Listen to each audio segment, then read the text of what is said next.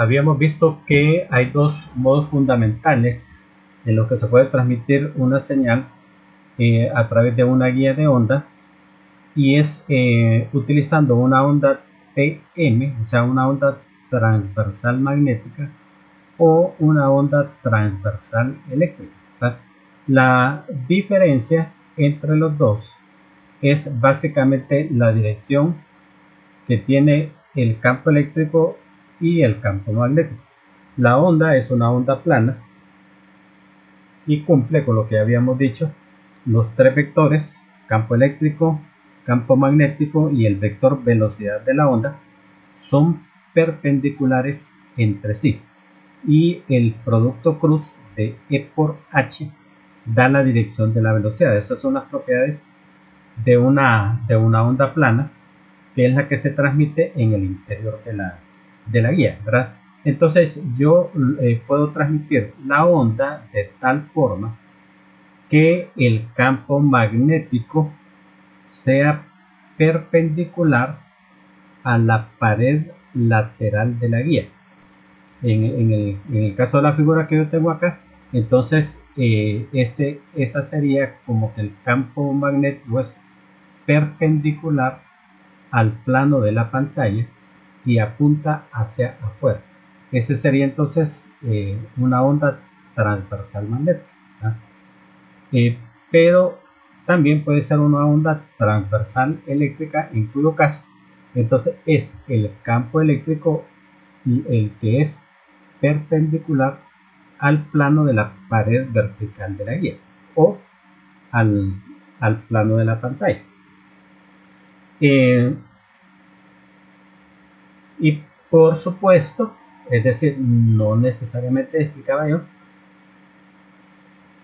tiene que ser así, ¿verdad? Es decir, o que el campo eléctrico es perpendicular o que el campo magnético es perpendicular. En realidad puede ser cualquier dirección, ¿verdad?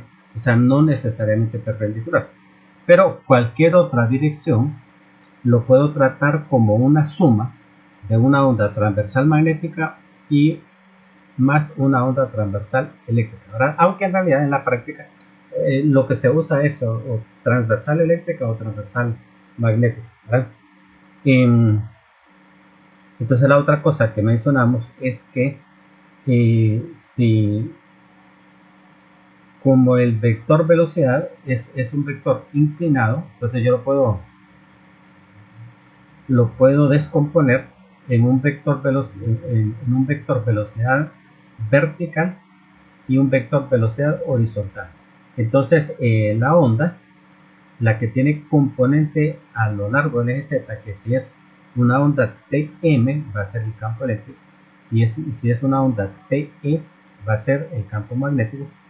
Entonces esa onda se mueve hacia arriba y hacia abajo, rebota en las paredes, y al rebotar en las paredes se refleja, y ese reflejo combinado con la onda original crea una onda estacionaria, ¿verdad? O sea que entonces si yo uso una onda TM, o sea una onda transversal magnética, va a haber un campo eléctrico estacionario.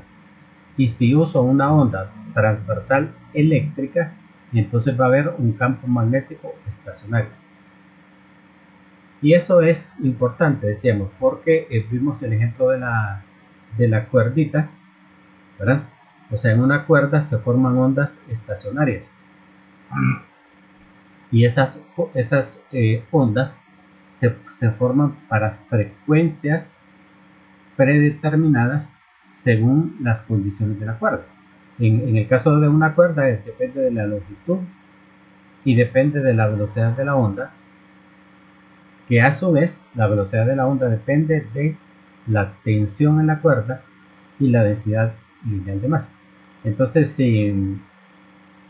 si tenemos una cuerda con estos valores, entonces decíamos, se van a formar ondas estacionarias en frecuencias múltiplos de 3 Hz. O sea, la primera va a ser para 3, la segunda para 6, la tercera para 9, etc.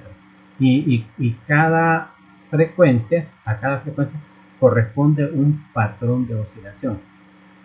En frecuencias que no son las frecuencias correspondientes a las ondas estacionarias, en la cuerda se forma un patrón de interferencia, ¿verdad? O sea, hay un patrón de interferencia caótico, de tal manera que es difícil, digamos, transmitir una señal en una frecuencia que no sea la frecuencia de una onda estacionaria en una guía de onda.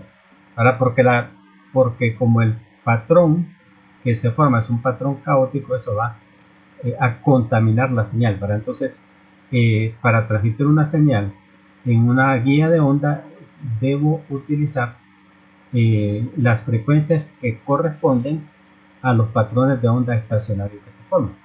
La ecuación que habíamos visto era esa, en el caso de una onda TE transversal eléctrica, entonces el campo, la onda estacionaria corresponde al campo magnético y va a tener esa ecuación que tenemos ahí. Entonces quiero hacer la gráfica de esa ecuación. Entonces vamos a trabajar con matemática para hacer la gráfica de esa ecuación. Vamos a ver le vamos a llamar la ecuación HS de XY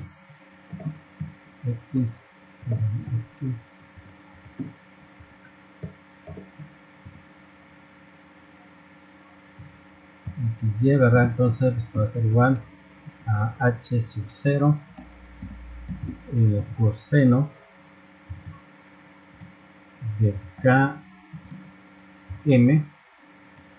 de X por el coseno de KP de Y.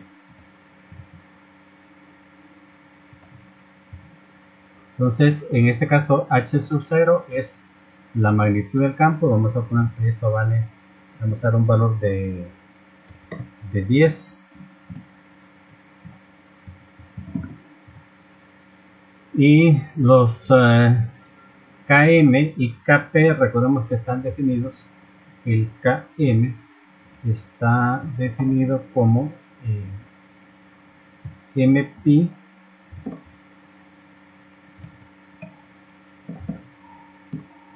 sobre A, y el KP lo voy a copiar de aquí, más fácil. El KP es PP sobre B, donde A y B son las dimensiones de la guía, ¿verdad? Entonces vamos a colocar A es el largo, el ancho, mejor, vamos a suponer que es de 20 centímetros, entonces vamos a poner 0.20, y B es la altura, vamos a suponer que es de 10 centímetros, le vamos a poner 0.10.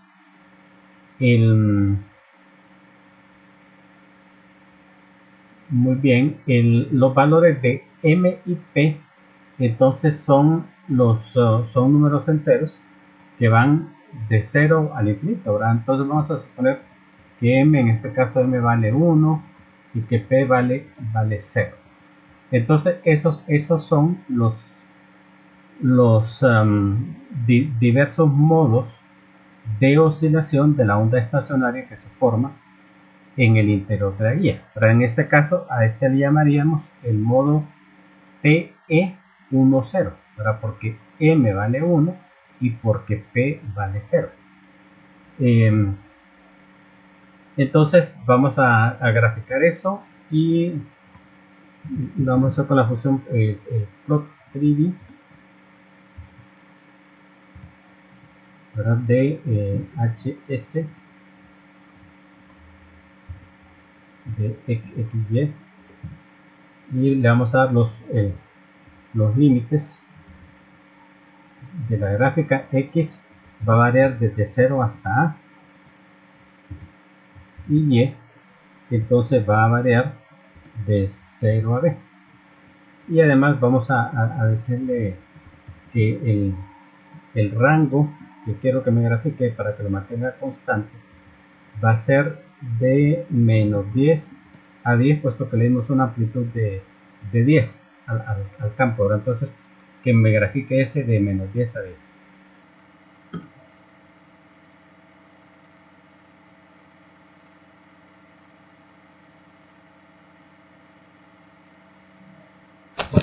Entonces obtenemos esa gráfica, que es la gráfica de la onda estacionaria en la sección transversal de la guía. Voy a agregar ahora la parte del tiempo, que no la consideré acá. Entonces aquí, porque estaba graficando solamente la HS, ¿verdad? Que es la forma fasorial. Entonces la onda completa yo sé que lleva además acá un coseno de omega t, y entonces aquí voy a darle un valor a omega. Le vamos a dar un valor de 1 para simplificarlo, y al tiempo inicialmente le vamos a dar un valor de 0. Entonces grafico esto nuevamente y obtengo pues básicamente lo mismo, básicamente la misma forma. Pero si ahora yo voy moviendo el tiempo y en vez de 0 le pongo para 0.5 y gráfico de nuevo, entonces observen ustedes que bajó un poquito acá en el extremo izquierdo. Si ahora le pongo, digamos, 1, el tiempo de 1 pues bajó un poco más, le ponemos 1.5, ahora ya se aplanó. Para 2, entonces ahora está el extremo izquierdo es negativo y el extremo derecho ha subido y ahora es positivo. Si lo colocamos en 2.5, ¿verdad? Entonces ya casi llega al extremo. En 3 llegó al extremo, o sea que entonces el tiempo lo que hace es que hace oscilar ese patrón, y lo que observamos es que en el extremo izquierdo tengo un antinodo, en el extremo derecho tengo otro antinodo, ¿verdad? Y eso oscila así, de esa manera. Una forma más fácil de visualizar la onda, en vez de estar así manipulando el tiempo manualmente, es con un comando que es el comando list animate, que lo que hace es básicamente generar la animación en el tiempo de manera automática, ¿verdad? O sea, básicamente es la misma ecuación que tengo acá, ¿verdad? Solo que el coseno de omega t se lo coloqué aquí adentro, pero es igual, ¿verdad? O sea que aquí puse la multiplicación de la forma fasorial con el coseno de omega t, que es lo mismo que se lo hubiera puesto acá, ¿verdad? O sea, eso no cambia nada. Igual estoy graficando en X de 0 a A y en Y de 0 a B. Y animo el tiempo de 0 a 12 pi, o sea, 6 periodos, ¿verdad? 6 periodos. Entonces veamos, ejecutemos esto. Y ok, entonces aquí vemos la oscilación, ¿verdad? Entonces esa sería la oscilación que se forma, y aquí se ve más claramente, ¿verdad? Y que básicamente lo que hay es una oscilación, en este caso es del campo magnético, porque la onda es una onda TE.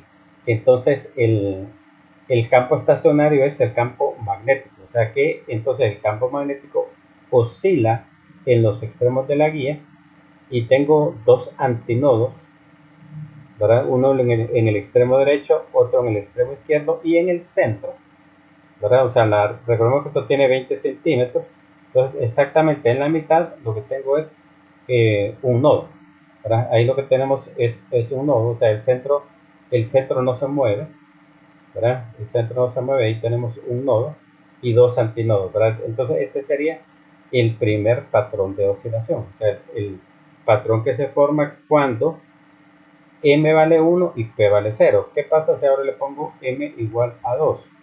Grafiquemos nuevamente a ver qué nos sale.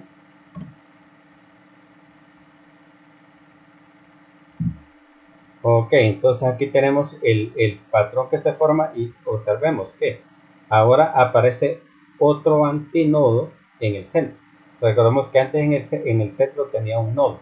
Entonces ahora tengo un antinodo en el extremo izquierdo, un antinodo en el centro y otro antinodo en el extremo derecho. Tengo 3 antinodos, ¿verdad? Y entonces cuando la onda oscila, entonces oscila así de esa manera, ¿verdad? Entonces esa es la oscilación que tenemos. Y obviamente hay 2 nodos, ¿verdad? Que sería un nodo por acá y otro nodo en la parte de por acá. ¿Okay?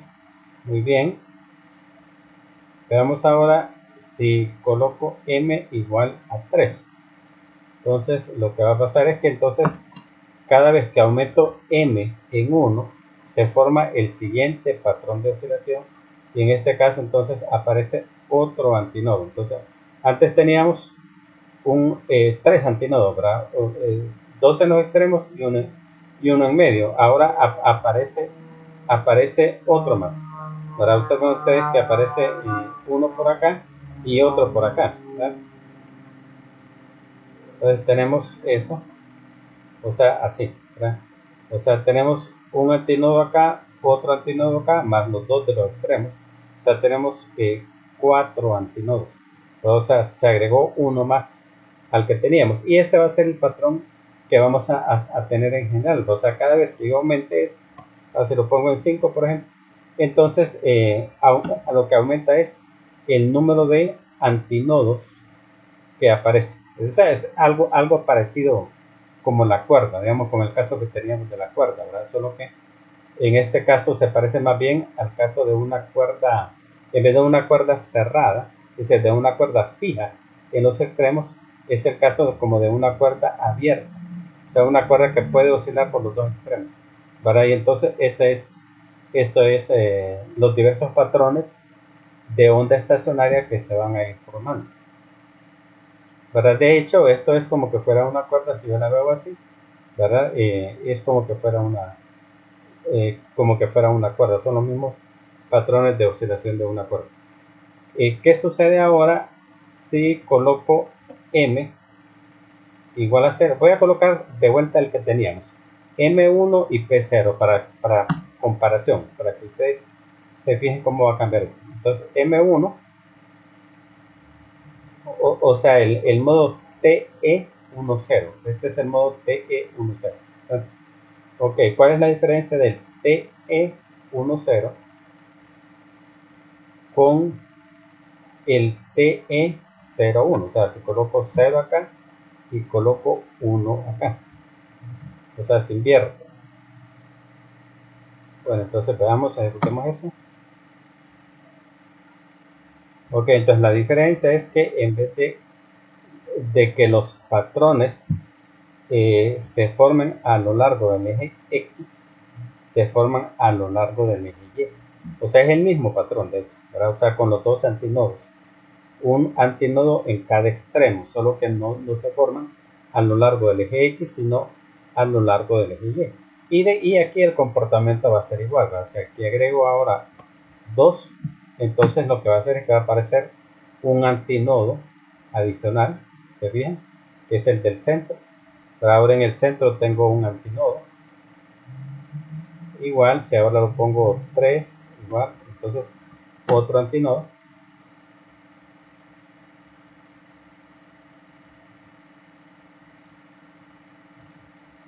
¿Verdad? Entonces ahí tenemos otro antinodo, ¿verdad? O sea que entonces los diversos patrones de oscilación no se forman a lo largo del eje X, sino que a lo largo del eje Y. Esa es la diferencia. ¿Y qué tal si combinamos? Por ejemplo, si yo coloco 1 en X y 1 en Y.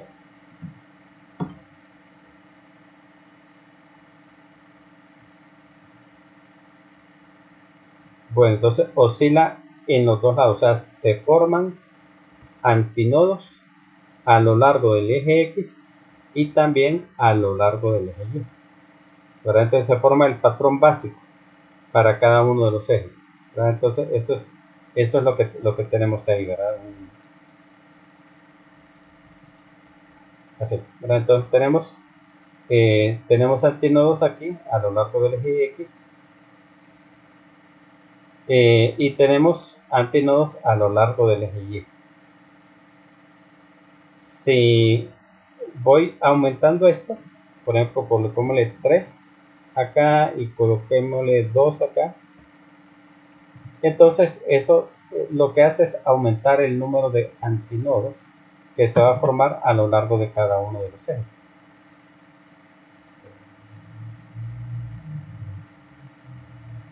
¿Verdad? Entonces aquí tendríamos algo así, ¿eh? O sea, tendríamos una oscilación acá. Recordemos que lo que estamos graficando acá es el campo magnético en una sección transversal de la guía. Eso es como que yo haga un corte en la guía perpendicular al eje Z, o sea, perpendicular al eje de la guía, ¿verdad? Entonces, lo que tengo acá es la gráfica de cómo varía el campo magnético en un plano perpendicular a la guía. Y lo que esto me está diciendo es que van a haber puntos, ¿verdad? Esta es una gráfica en el espacio, ¿verdad? Entonces, eso lo que me dice es que van a haber puntos en el plano transversal de la guía, o sea, puntos en el interior de la guía, donde el campo magnético tiene máximos, donde el campo magnético oscila, ¿verdad? Con valor máximo, como este punto de acá, por ejemplo, ¿verdad? Y este de acá también son puntos de oscilación máxima, pero hay puntos donde el campo no varía, que son los nodos. En este caso tendríamos un nodo acá, en este lado, tendríamos otro nodo por acá, pero o sea, hay varios nodos acá, o sea, si yo lo veo así, ¿verdad? Entonces sería eso, o sea, los puntos donde hay nodos, ¿verdad? Son estos de acá, ¿verdad? Entonces esos son puntos donde el campo magnético no cambia, es decir, a medida que el tiempo transcurre, usted puede medir el campo magnético ahí y el campo magnético no cambia. Y hay otros puntos donde el campo magnético va a oscilar con valor máximo, ¿verdad? Entonces eso es lo que es una onda estacionaria.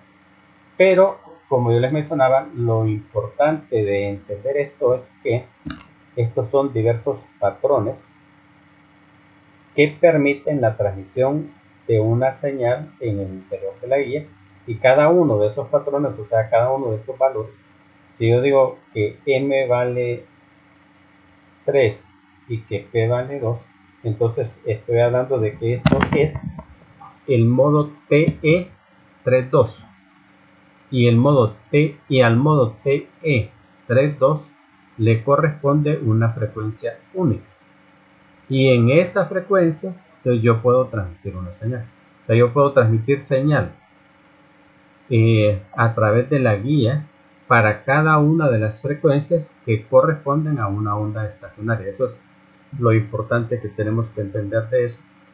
En la próxima clase vamos a ver cómo calcular esas frecuencias, las frecuencias que corresponden a ondas estacionarias.